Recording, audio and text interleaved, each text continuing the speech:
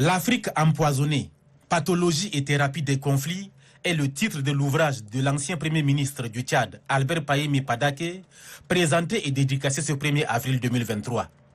Loin d'être un poisson d'avril, l'auteur offre aux populations africaines l'opportunité de réfléchir avec lui sur des pistes de solutions aux multiples problèmes qui freinent le développement de l'Afrique. Dans sa note critique de lecture, Madjasra Nako, un des tout premiers lecteurs, mentionne que ce livre de 250 pages, paru aux éditions L'Harmattan en mars 2023, est subdivisé en 13 chapitres. L'auteur lui-même demande de n'être ni optimiste, ni pessimiste, mais de porter simplement un regard juste sur les choses pour pouvoir les changer.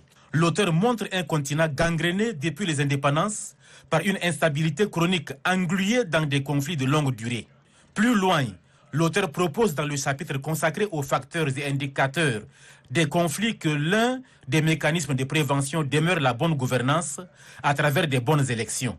Albert Pahimi Padake conclut que si l'Afrique veut tenir sa place dans le concert des nations, elle doit relever 4 défis. Faire respecter la Constitution et réaliser l'alternance politique, sortir de l'économie de rente pour une économie de plus-value, tenir le pari de croissance démographique et relever le défi du changement climatique. L'universitaire et écrivain Ali Abdelrahman Hagar a salué la présence des membres du gouvernement, ceux des grandes institutions de la République, tout comme des anciens premiers ministres, puis a précisé que l'auteur de l'ouvrage L'Afrique empoisonnée, pathologie et thérapie des conflits a fait une œuvre utile. C'est un livre qui mérite d'être lu et intéressant du point de vue de la recherche. L'auteur qui s'est livré au jeu de questions-réponses a laissé entendre que son ouvrage n'est qu'une contribution à la réflexion. Dans ce livre, j'essaie de dire qu'il y a plusieurs facteurs de conflit en Afrique. Mais le facteur transversal est le facteur gouvernance. À commencer par la gouvernance électorale et les autres gouvernances. Est-ce que ce n'est pas le Tchad qui est empoisonné? Ça, c'est à chacun d'apprécier.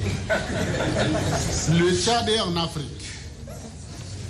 Je trouve que l'Afrique est empoisonnée par les conflits. Si vous trouvez qu'il y a des conflits dans votre pays serait peut-être aussi empoisonné. L'écrivain Albert Pahimi Padake ouvre une brèche disant que la génération actuelle pourra écrire et compléter ce livre en apportant des réponses appropriées, des solutions à ces multiples facteurs de conflits qui retardent le décollage de l'Afrique.